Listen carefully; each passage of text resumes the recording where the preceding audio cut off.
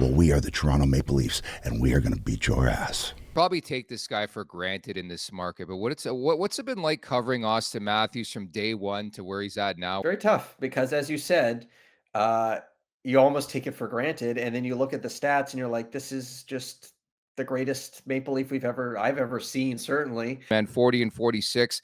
Again, I've run out of superlatives to describe this guy. I've said it time and time again, but 6 time to 40.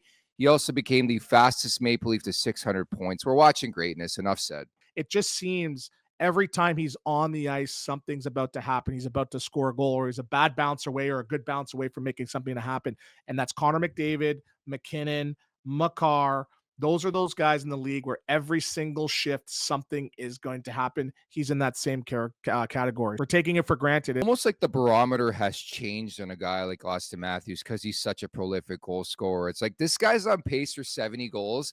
And Stewie, right now, he's not even viewed as a top 5 guy to win the Hart Trophy. And that's my opinion. I think you look at guys like Kucherov, McKinnon, I think McDavid's in that conversation. Like, he's hovering around the top 5. Like, he's been exceptional. But I just wonder how a guy who, let's say, goes on to score 70 goals, how does he not win it? So I think there's some bias towards the Leafs media and everyone overhyping it, but he is an underrated goal scorer. We're taking it for granted where it's like, we should be talking about this more. To me, listen, they're a fun team to watch, right? If you got to pay your, $400 to go, watch a game at Scotiabank Arena, they're fun to watch. I mean, what Matthews is doing is absolutely insane.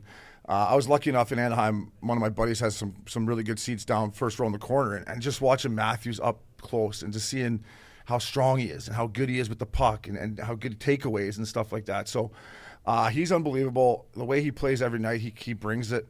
The rest of the squad, listen, their back end's thin, right? Here in Toronto, Ilya Samsonov, a Russian netminder, the first half of the season, he couldn't stop a beach ball. They put him on waivers. He went on a bit of a sabbatical. Ever since he's come back, 4 appearances, he's 3-1-0. He's been really, really good. And the mental game, I think this day and age specifically, is just so strenuous and hard. And you talk about the schedule. I could totally understand why somebody would struggle with that. Like, mental health is so big now, and that was plaguing Ilya Samsonov earlier this season.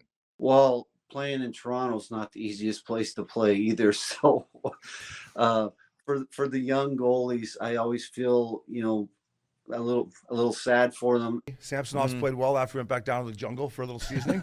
The jungle will do that to you, eh, Rosie? You go down for a little seasoning. She'll get you. You eat some cold pizza. You're like, all right, here we go. I better start stopping some pucks. So, numbers aside, like, throw the numbers out the window. In my opinion, it's like the eye test for me, right? Because there was times early in the year where he was winning games and he was getting by, and it was ugly. It was tough to watch. He was overplaying pucks. And even after the Seattle game, I was still a little suspect, not a lot of work. But then this Winnipeg game both games were awesome. Just steady, compact, moving well. The Samsonov we saw last year, even like a few saves where it's like he's just his positioning and smart reads and his confidence is there, which is nice to see because it's something you need moving forward, right? Mitch Marner for UC Saros. How do you feel about that? Totally fine. Totally fine. Wouldn't sweat me one bit. I was actually talking more with Detroit at the moment, leading up to July 1st free agency. And my agent, Ron Seltzer, was like, Ed, I think we're going to end up signing with the Red Wings. And all of a sudden, July 1st, midnight comes and we get a call from Toronto. And we're like, where did that come from? Well, little did we know, Curtis left Toronto and signed with the Red Wings, and the Red Wings chose Curtis over me. And I said, okay, well, that's awesome because I love the Maple Leafs. That's my mom's favorite team. So let's go. What is the plan at deadline? What are we going to give up? Is this the team, or does it have too many holes to fill? Hey, we gave up a lot the last few years for some rentals that really haven't panned out. And then you start to look at your prospect cupboard and you say, well, if I'm going to be here for the next however many years, 5 years, 8 years, Brad Treliving was in Calgary for a while, I need to have a certain number of assets available to me. I don't have very much cap space, but a little bit now thanks to John Klingberg. The defense is obviously really thin, and we've talked about that for a long time. You look at that situation, you say, well, is this the year to load up? I think it's a fair question and a proper existential question to ask, but my response to that would be, Are you really going to let a 70-goal season from Austin Matthews know. slip away? I wouldn't be trading Tyler Bertuzzi. I'm sorry. I think you picked him up for a playoff run. You picked him up to see what he has in the Stanley Cup playoff. He's just not who I thought he was. Like, you look on his face is just nothing there. No, Correct me if I'm wrong. The championship belt in the room is from you, right? You inspired Yes, that, right? yes. You Sorry, know it took the me a belt? second. I was like, it's early still. Yeah, even no though it's worries. not. Yeah. So I don't know. I was just this was before Bruce was doing it with the Canucks and everything. I got the belt and then held on to it until the next time I was up here. And the next time I was up here was for a show, and Morgan had come. His friend wanted to meet me, so brought him. And then I said, "Hey, here's his belt." He's like, "Oh, it's awesome." I was like, "No, it's for you or for you guys." Are we going to talk about his Leafs rant from the other day? So what'd you think of I that? watched it 3 times. you know, we've been talking about it's time for this group to make a run at it. Look at the contracts, look at the players in their prime. Like, if this is the group, then let's go. And once again, I don't have enough to make that claim. I don't want to sell the farm for a defenseman that has no term, that's a rental. Then it doesn't work out, and they have they play like they have played the last what do you want to say, 5 years in the playoffs? Okay, great. Now what? Now we just lost our first rounder. Now we don't have Cowan. Now we don't have Mint, and those guys that came in and had that jam and that heart to almost make the bloody team out of training camp and outshine everybody. Now we just lost him and we're left even worse than we started. Like, fuck that. I don't want to do that. Yeah. I think, I'm getting to the point where unless something wild happens in the playoffs this year, it's like the Shanna plan. 10 years of fuck all. What have you given us? Why should I stay with you? Why should I be on Team Shanahan? You haven't done anything for us. This core 4 is like, it's like having a baseball team that all have it's full of wicked pitchers. It's like, we can't get rid of that guy. He's a wicked pitcher.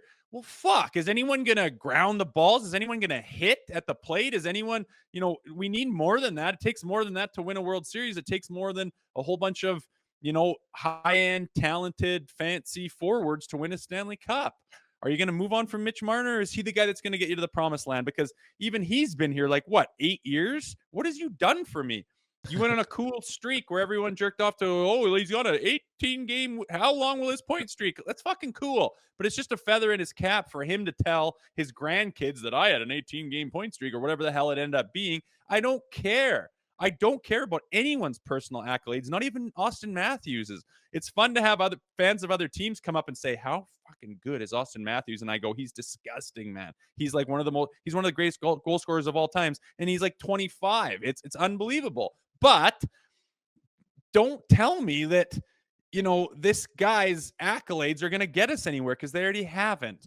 And I'm done with this fucking core 4 eating up massive amounts of the salary cap and not having the pieces in place and being hamstrung. How are we supposed to get a stud fucking defenseman to make noise in the playoffs? Tell me.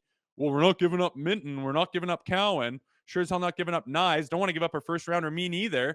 Well, then fuck. What time to break this up so that we're not handcuffed? Can we tell Mitch Marner, are you tired of this market too? You seem pretty tired of it. You seem pretty annoyed with the media and the spotlight and the bullshit. You're talking about Samsonov's big comeback, and you mentioned how hard it is for you to deal with it every day. It must be on your mind. Can we move away from this guy and fuck off with his $14 million he's going to ask for, and maybe have a more well-rounded team that we can have some substance with and go into the playoffs kind of confident? Because right now we're just flipping coins up and everyone's scrambling to see what it landed on, because nobody knows what this team's going to fucking produce. You got to keep it real. And I think that for the most part, people would watch that rant and feel that way. That's 8 years of Leafs hockey in 3 minutes.